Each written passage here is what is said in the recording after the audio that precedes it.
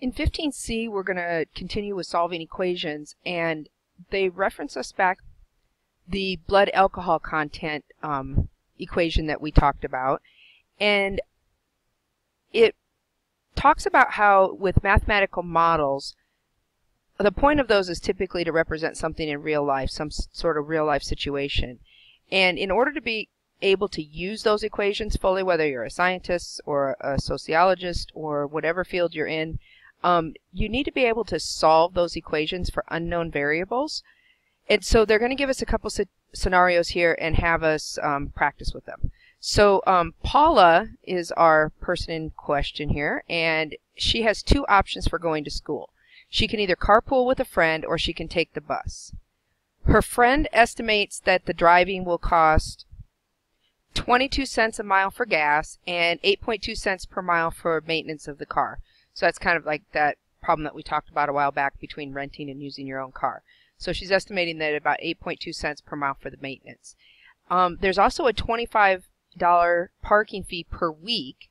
So that's not per trip, but that's per week no matter how many trips you take. And if Paula carpools, she'd pay half of the cost. So the cost of the carpool can be modeled by the following equation. So we're supposed to go through and explain what each term in the equation represents. So let's start with the inside here. So we have the 0.082 times m. M is the miles. So that would be the 8.2 cents per mile maintenance. Then in addition to that, you have the 22 cents per mile for gas.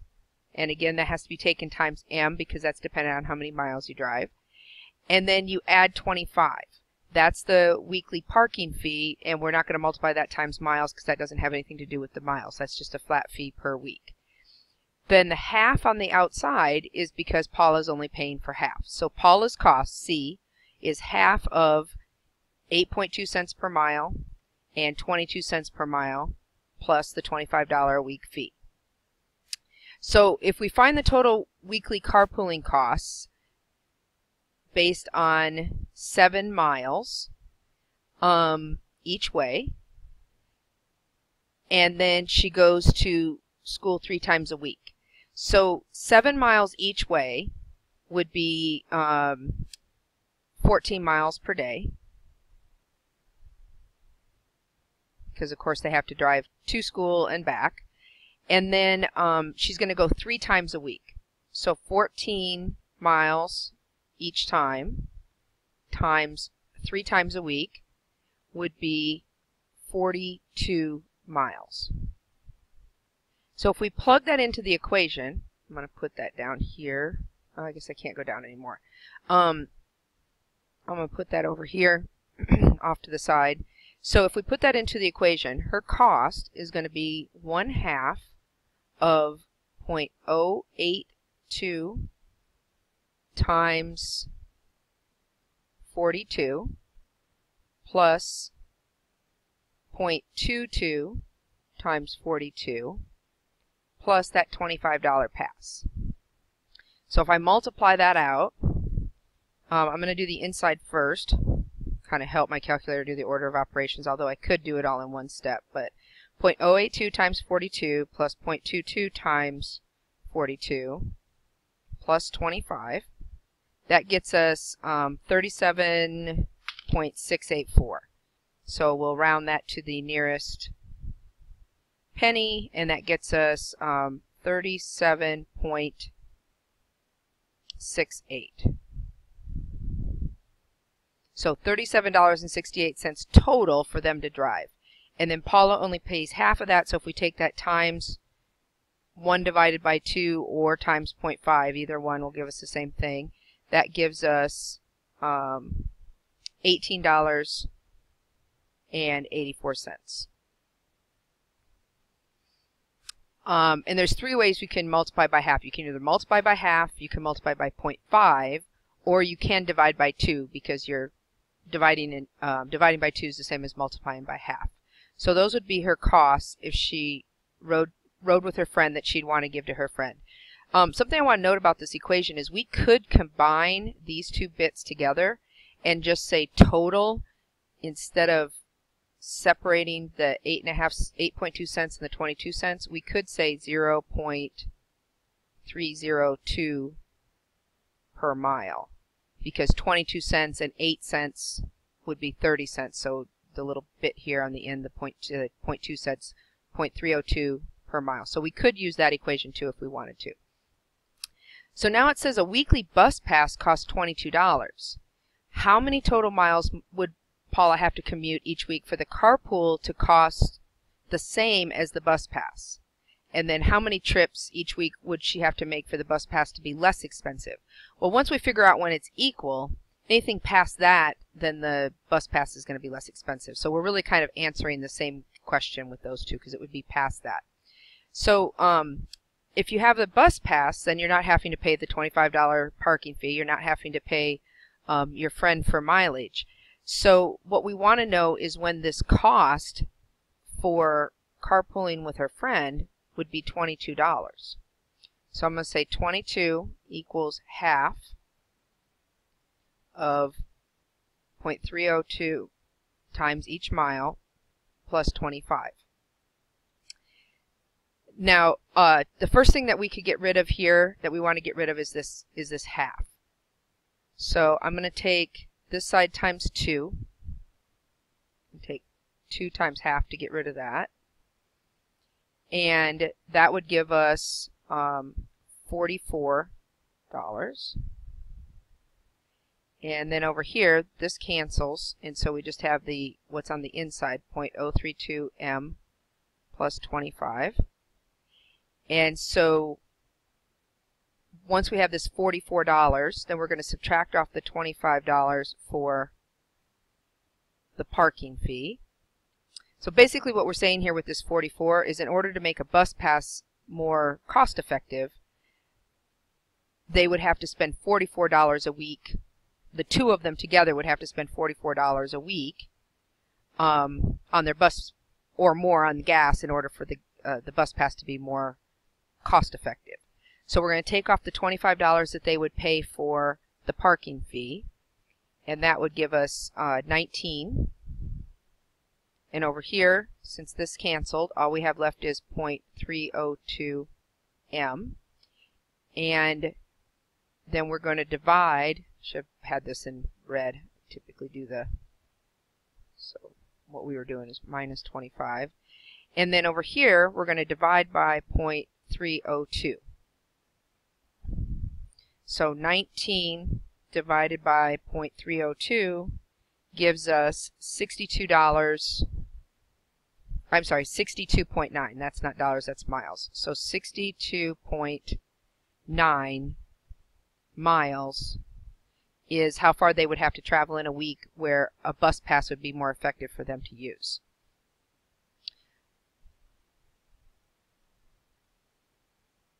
And then it asks how many trips to school per week, what must she make in order for that to be less expensive. I misread that question earlier. It wasn't asking how many miles on that second sentence. It was asking how many trips. So how many miles to equal a bus pass? They'd have to do 62.9 miles. And so how many trips is that in order to make that more cost effective? So remember, a trip is 14 miles, because you can't go to school and not come home. So we're basically dividing it by the per day cost. So if we take 62.9 and we divide it by the 14 miles per day,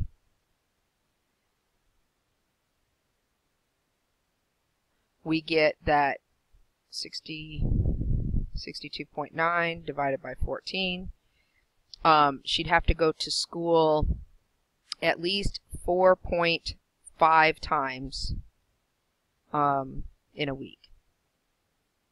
Now, you can't go to school 4.5 times. Again, that's going to be going there and then not coming home. Going there and back 4 times, and then going there without coming back.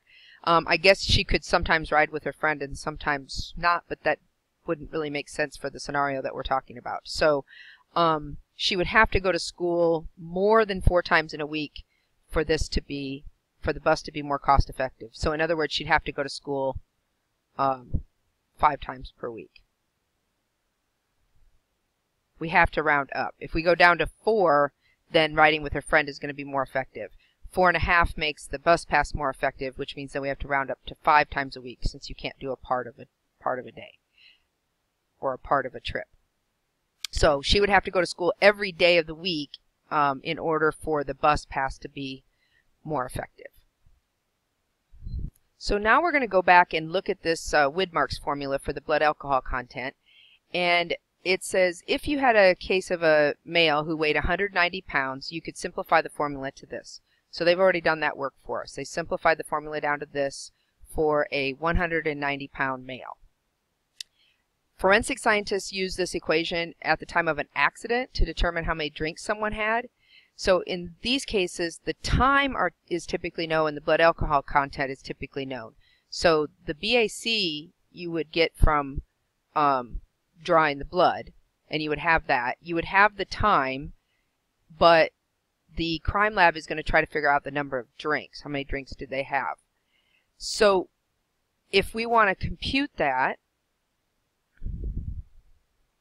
it gives us that we want to find the number of drinks if the blood alcohol content is 0.09, which we said we would know, and the time is 2 hours, which we said we would know. So I'm going to plug that into this equation. So if the blood alcohol content is 0.09 and we have negative 0.015 and time is 2 hours, so we're going to put that in for T, plus 0.022 N. So the first thing I'm going to do is not actually equation solving. I'm just going to simplify this side of the expression. So that would be 0.03 plus 0.22 N. So since this is multiplied, I can go ahead and simplify that. So now if I want to get the N alone, if I'm trying to get this N alone, I've got to get rid of the negative 0.03 and I've got to get rid of the 0.022. Well, we talked about how you have to undo the addition and subtraction first, working your way up from the bottom of order of operations. So before we can get rid of this multiplication, I've got to get rid of this addition. It is an addition, but it's adding a negative, and so I'm going to add a positive to undo that. And whatever I do to one side of the equation, I've got to do to the other side. So that gets us 0.12, and this cancels. So I have 0.022 N. And then my last step is I need to get rid of this multiplication. So I'm going to divide to undo a multiplication by 0.022. Do the same thing on this side. Remember that 0 in front is optional. Sometimes it makes it easier to see, but it's not mandatory that you write it. And so 0.12 divided by 0.022 is 5.5 approximately. Comes out to be 5.454545. So the 4.5 would round up to 0.5 for the N. So this person that was in this accident, if we know that they started drinking 2 hours ago and we know that they had a blood alcohol content of 0.09, then we know in those 2 hours that they had to have about 5.5 drinks. Now it says, since the lab uses a formula to solve for N over and over, that's how the lab typically uses this formula. They typically have the B and the T, and they're looking for that N. We're going to solve this formula for N without having anything in for T and B.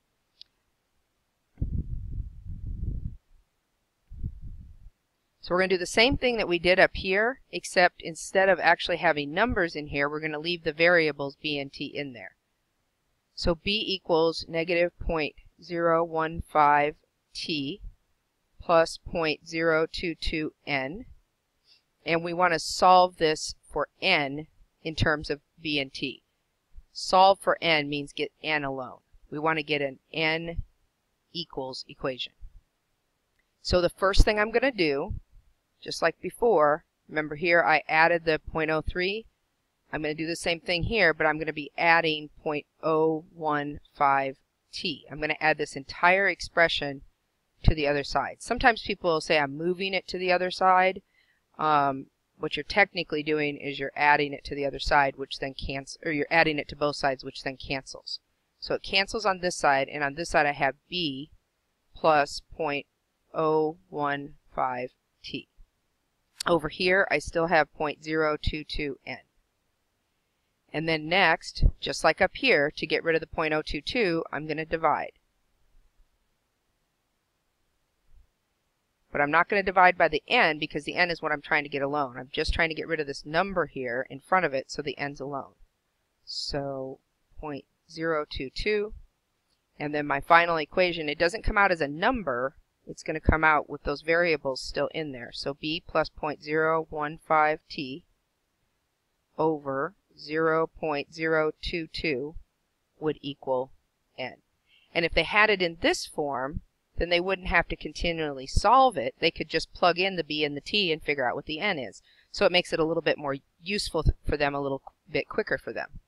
So now it says let's use that new formula and find the total number of drinks if the blood alcohol content is 0.17 and the time is 1.5 hours. So we're going to use our new formula, which will be a little quicker than what we did in A, even though we're doing the same thing, but we have this formula that's already solved. So I'm going to put in 0.017 for B plus 0.015 times the T, which is 1.5 hours. And I'm going to divide that by 0.022, and that'll get me my n. Remember when you're doing this that you either have to put a parentheses around this top part or you have to hit equals when you're done so that it knows you want that total on the top before you divide. So otherwise the order of operations won't work right. So 0.17 plus 0.015 times 1.5 equals, that gets me 0.1925 on the top, and then I'm going to divide by 0.022. And that gets me 8.75 for n. Our blood alcohol content here is pretty high, and they hadn't, even though they hadn't drank for very long, they haven't drank for very long, but the biggest thing here that gives us this 8.75 for a number of drinks is the fact that the blood alcohol content is so high. That's more than twice the legal limit. So if their blood alcohol content is 0.17, then they've had several drinks in that hour and a half, 8.75. So lastly, what we're going to do in this section is we're going to practice this same process with some other equations. So I'm going to give myself a little space over here, and we'll work these off to the side since we've kind of run out of space.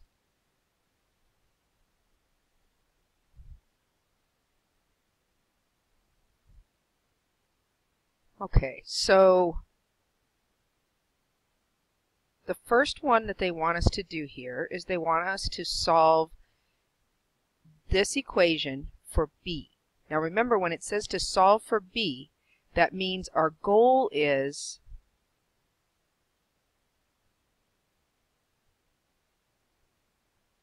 that we want a B equals something equation.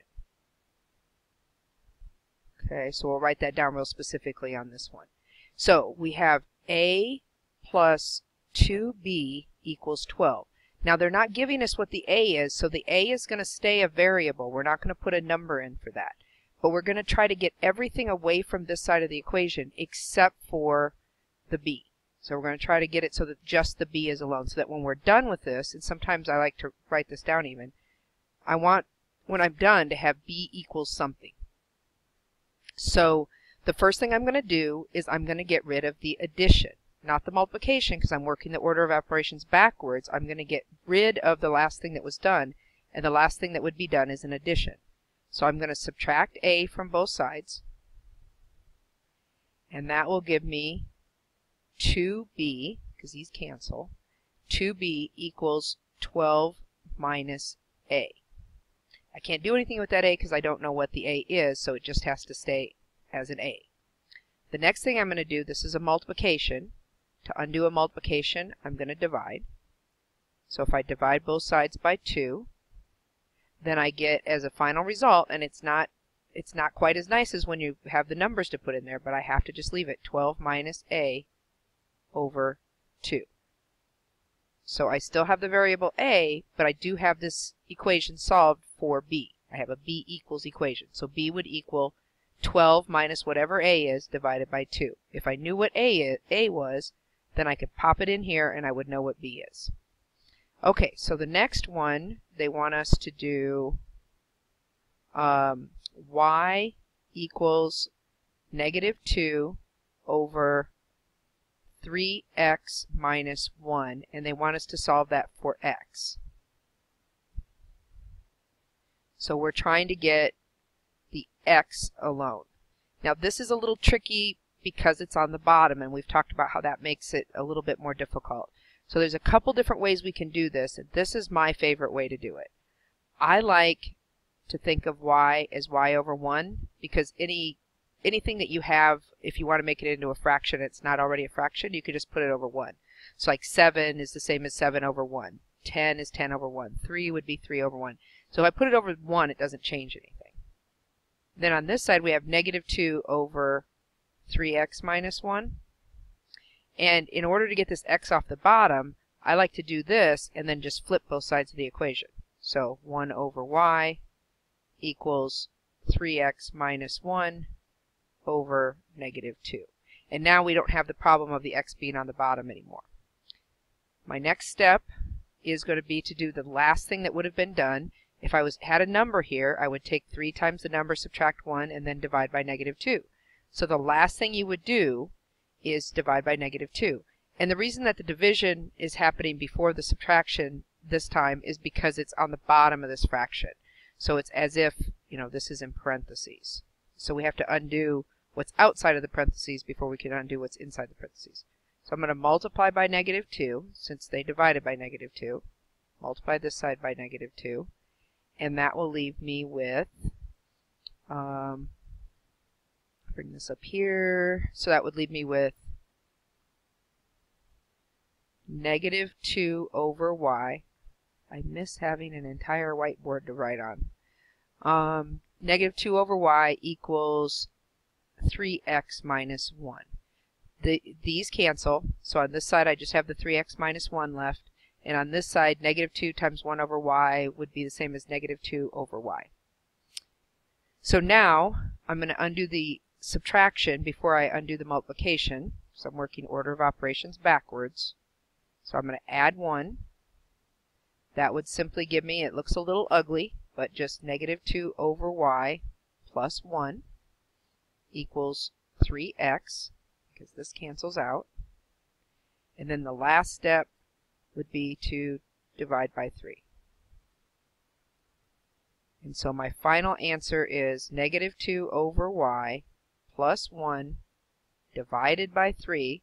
Doesn't look real pretty, but we do have the x alone, and that's what we were going for.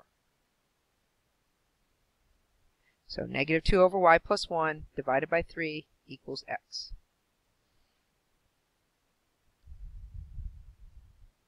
And then lastly, we'll do number 5 here. So it says we're supposed to solve b over d minus a equals c for b. And this one is actually easier than 4, definitely. The only thing that we need to do here to get the b alone, remember b's here on top, the only thing I need to do is get rid of this d minus a. And so if I multiply, I'm going to rewrite it here, d minus a times b over d minus a, and this is as if it was in parentheses because it's on the bottom of this fraction, that d minus a will cancel with that d minus a. But I have to do the same thing to the other side of the equation. So since I multiplied by a d minus a over here, I've got to multiply by a d minus a over here. All that's left on the left side is a b, and over here I have c times d minus a. And if you've had some algebra, or even quite a bit of algebra, you might say, well, don't I have to distribute? No, you don't have to. You could just leave it like this. That would be perfectly fine. or it would be perfectly fine to go ahead and distribute and call that CD minus CA by distributing the C through. But that is not necessary. This is perfectly fine as is. B equals C times parentheses D minus A. You just want to make sure this is in parentheses. Since you were multiplying by that whole thing to get rid of the D minus A, then you have to put this in parentheses so that you don't just take C times D, because C has to be taken times D and times A. So this either has to be in parentheses or you can distribute it. So lesson 15D is kind of a flexible lesson, and it basically just says, as an instructor, they wanted me to give you a few more equations to work on. And so I started with the one that they had here. They gave us this one in the picture. We'll do that one first.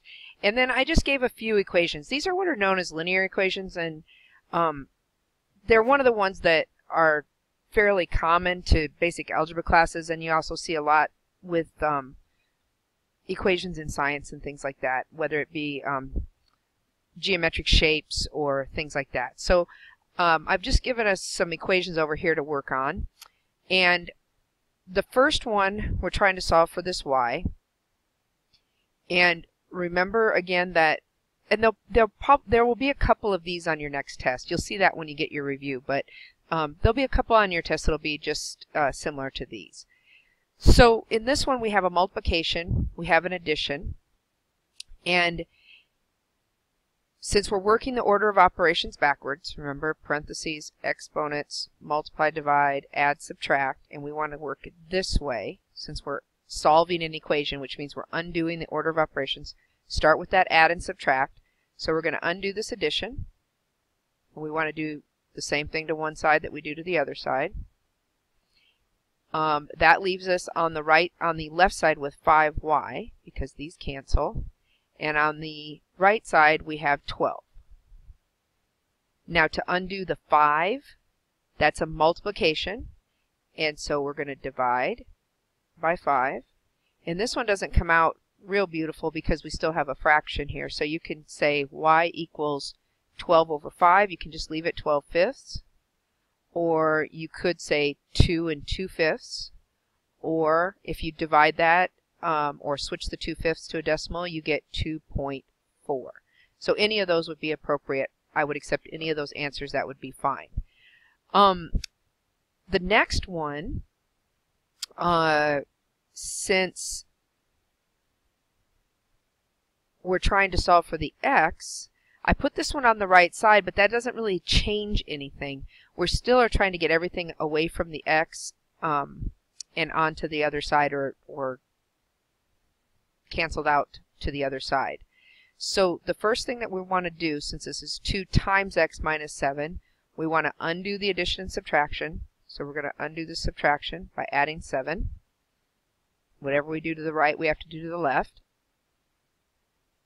And that will give us a 22 on this side. And on this side, we just get left with the 2x because the 7 and the minus 7 and the plus 7 cancel. And then we're going to divide by 2 to undo the multiplication. Those cancel. And we end up with 11 equals x. So now we have a division with the variable instead of a multiplication. Put a little line through here to kind of separate these two problems. And but we still want to get rid of the addition before we get rid of this division. So I'm going to subtract 6 from both sides. Here's the center of the equation. That leaves us with negative n over 4, and that negative is important, don't lose that, equals 5.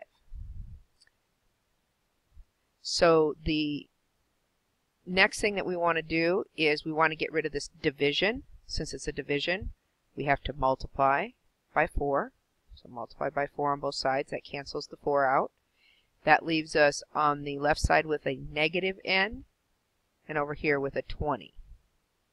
Now, the negative n means that we have the opposite of what n is. So this basically says that the opposite of n is 20. Well, if the opposite of n is 20, that means that n must be negative 20. So if you have a negative on a variable, all you have to do is switch the sign on the other side and it'll get rid of it. Another way to think of it, other than just switching the sign, is you could think of it as dividing by -1 or multiplying by -1. So if you take something and you multiply it by -1, that switches the sign. And we haven't dealt with a lot of negatives, and honestly, I probably wouldn't give this on a test, but if you run across it, at least you've seen it. So if you have a sign, a negative in front of the variable, all you have to do to get rid of that negative is switch the sign on the other side. So if -n is 20, then n must be -20. So the last one in this row of what we call linear equations is one that looks very similar to this, but you'll notice that the +6 is up on top instead of off to the side like this. And I wanted to show the difference between between these two types. In this one, since the +6 is off to the side by itself, we get rid of it first. But in this case, just a reminder that being up on top like this is like it has a parentheses around it. And so if we're working the order of operations backwards, parentheses is undone last. So we have to undo this division first because it's lower down. Let me scroll up here a bit. So we're going to undo addition and subtraction first, but we don't have any addition and subtraction that's by itself. Then we're going to undo multiplication and division. That's why we're going to undo this division. We don't have any exponents to deal with. And then the last thing we do is parentheses. So since being on top like this is like being in a parentheses, we're going to undo that last. So we're going to multiply by 4. That will get rid of the 4 on the bottom of this fraction. Then that will leave us on this side -n plus 6. Over on this side, that gives us 44. We're now going to subtract 6 from both sides, and that will give us -n equals 44 minus 6 would be 38. And just like before, we have a negative on the n. All we have to do to get rid of this negative is switch the sign on the other side. So n would be -38. And that would be our final answer. Okay, now these are not linear equations because this one has a square root and this one has a square on it. But I wanted to do a couple like this so that you had some experience with those. So on this one on the left, we want to get rid of the -2 first because if it was under this bar, we would get rid of the square root first. But since it's on the outside and not involved with the square root, we're going to get rid of that 2 first by adding it to both sides. And that would give us the square root of n equals 9. And to get rid of a square root, the opposite of a square root is a square. So we're going to square both sides, which means 9 squared means 9 times 9.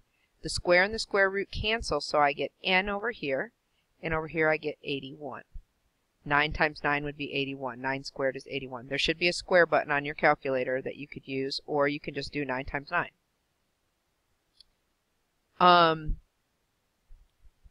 And if you want to check this, you can always put this number that you get back in the equation. So, for instance, up here, if we wanted to see if this was right, 2 times 11 is 22.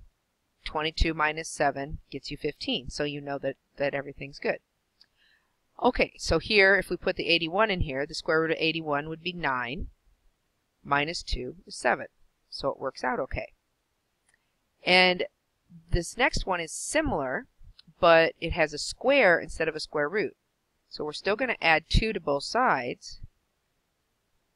And we're still going to get that equals 9, but it's n squared equals 9. To undo a square, you do a square root. To undo a square root, you do a square. To undo a square, you do a square root. They're opposites, like addition and subtraction are opposites. Multiplication and division are opposites. Squares and square roots are opposites. So to undo this square, I'm going to do a square root. Do that to the other side, and I have n equals 3. So they look very similar, but they get very different answers.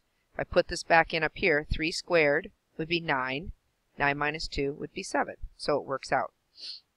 Since I mentioned it, let me do one where the 2 would be underneath. I don't know how this is gonna. Oh, it should be okay. So n minus 2 equals 7. If the 2 was underneath like that, that's kind of like the fraction bar. That's like this is on the inside with a parentheses, and we would have to get rid of the square first. So we'd do squared on both sides first. That would give us n minus 2 equals 49, because the square and the square root would cancel, but we'd have the n minus 2, and then we'd just add 2 to both sides. So we'd get n equals 51. So these 3 problems start out looking fairly similar, but they get very different answers. First one we did got 81, this one got 3, and this one got 51. It's all a matter of what you get rid of first. So now for number 2, let me get some space here for us. For number 2, they want us to talk about what rules can be applied to all the equations that we've solved in this section so far. So a few rules. We always want to work the order of operations backwards.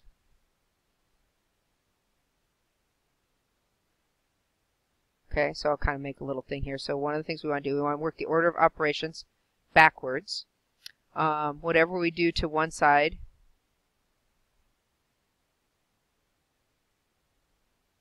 we want to do to the other. And remember, the equal sign is the middle of your equation. Okay, so when we say one side and the other side, we're saying one side of the equal side and the other side of the equal sign. And then you want to do the opposite operations.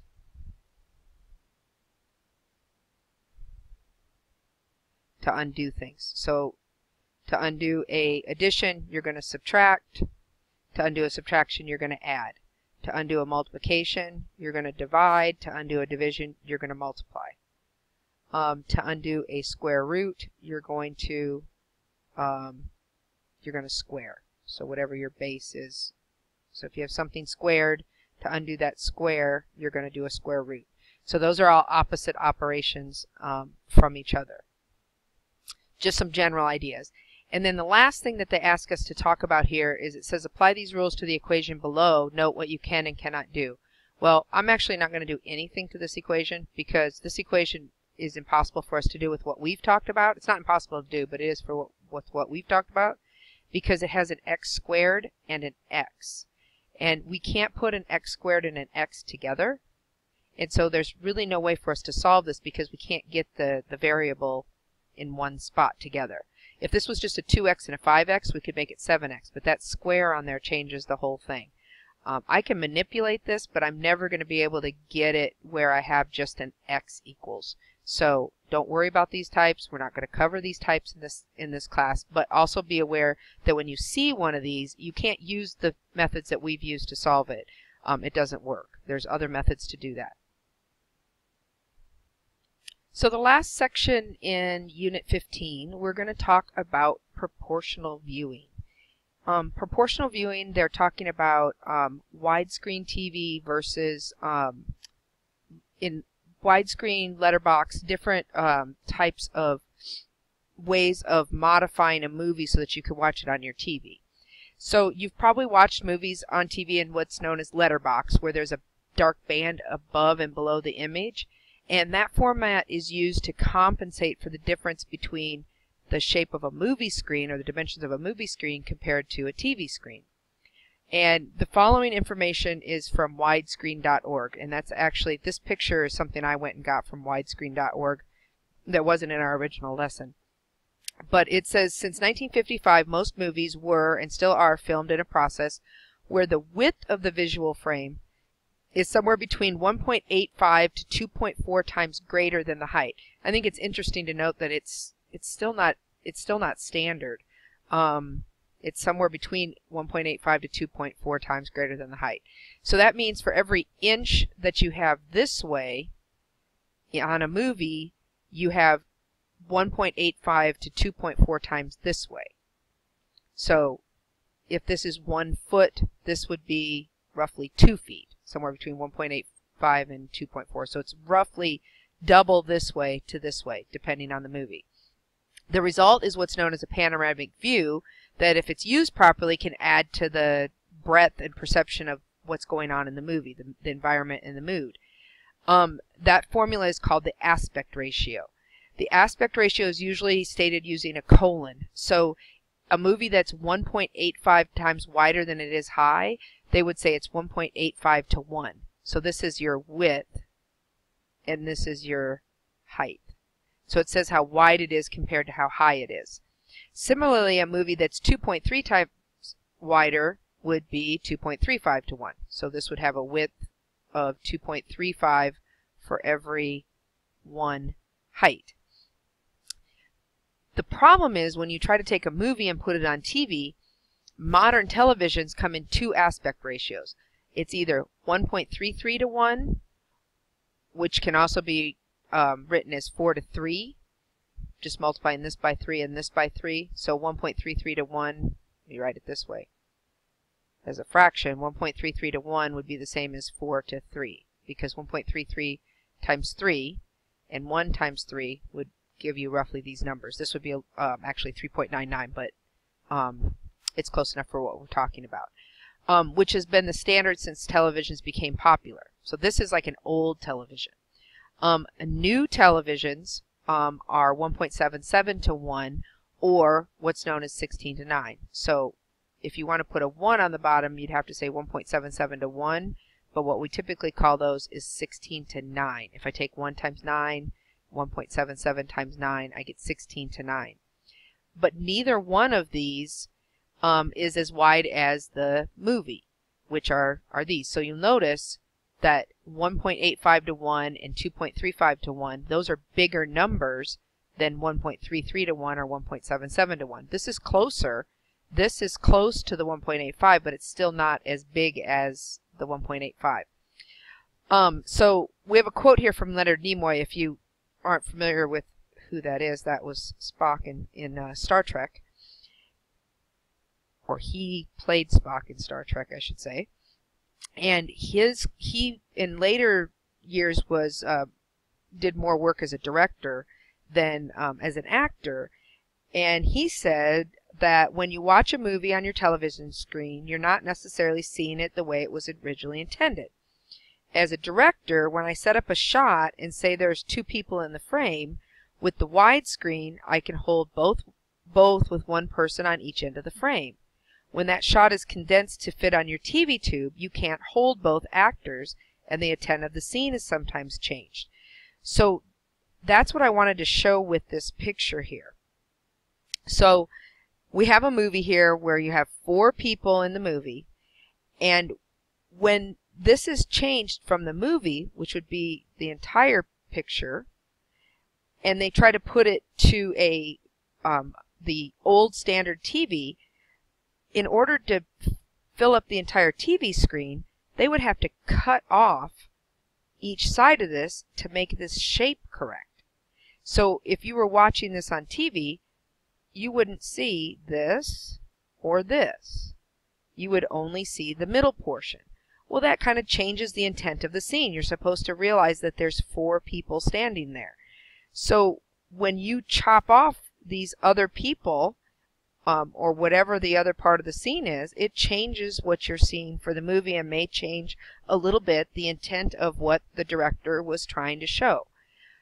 Let me get rid of the scribbles. So if you watch it in Letterbox, you have black parts on your television screen, and so the picture is smaller, but in Letterbox, you still see the entire movie. So you're seeing the entire movie as it was meant to be seen, but it's smaller because you're leaving parts of your TV screen blank in order to be able to see the whole movie. So for part 1, or for number 1 here, it says for part A, they want us to demonstrate mathematically that an aspect ratio of 2.35 to 1 is not proportional to the ratio of 4 to 3 for TV. And it says provide the written explanation as needed. We're going to provide a mathematical explanation. So we're going to do like we did in the prior lesson, and we're going to show that these proportions are not the same. So we're going to show that 2.35 to 1 does not equal 4 to 3. And the way we know that is we're going to cross multiply, and that would get us 4. And if I cross multiply this way, 2.35 times 3 gets us much more than 4. 2.35 times 3 gets us 7.05. And so these are not proportional because these numbers are not the same. If these were proportional, when I cross multiplied, I'd get the same numbers. And it says, explain why a picture with dimensions of 2.35 to 1 cannot be resized. Well, it cannot be resized because there's no way for me to take this number to get 3 and use the same number to get this. So if I were to take 2.35 to 1 and I try to write it, say, with a 3 on the bottom, that means I multiplied the bottom times 3. I would have to multiply the top times 3. Well, if I did that, 2.35 times 3 gets me that 7.05, and there's no way that I can make that into a 4 to 3. There's just no way for that to work. So the only way to do that, since these are not, proportional, 2.35 divided by 1 is not proportional to 4 to 3, is to chop parts off. This is much wider. This is much more square. You can see it's not perfectly square, but it's much closer to a square than this is. This is almost over double in width, whereas this is just a little bit longer in width. It says a standard HDTV screen has a width of 26 inches, or there is a standard HDTV screen with a width of 26 inches, has a height of 19.5. What is the ratio of width to height for HD TV? So this is a little different than the ones we were talking about. So if we wanted to change this to the something to 1 that we've been talking about, we're going to put 26 over 19.5. And if we divide that, if we want a 1 on the bottom, all we have to do is take the top and divide it by the bottom. So 26 divided by 19.5 would be 1.33 to 1. That is the one that we saw up here. So 1.33 to 1, so this isn't different. This is the same as the one. So this is the more modern, or the same as the 4 to 3. So we already know that 1.33 to 1 is the same as 4 to 3. And that concludes Unit 15. So we've been talking about the proportions. The two big common themes here are the proportions and the solving of the equations or manipulating equations.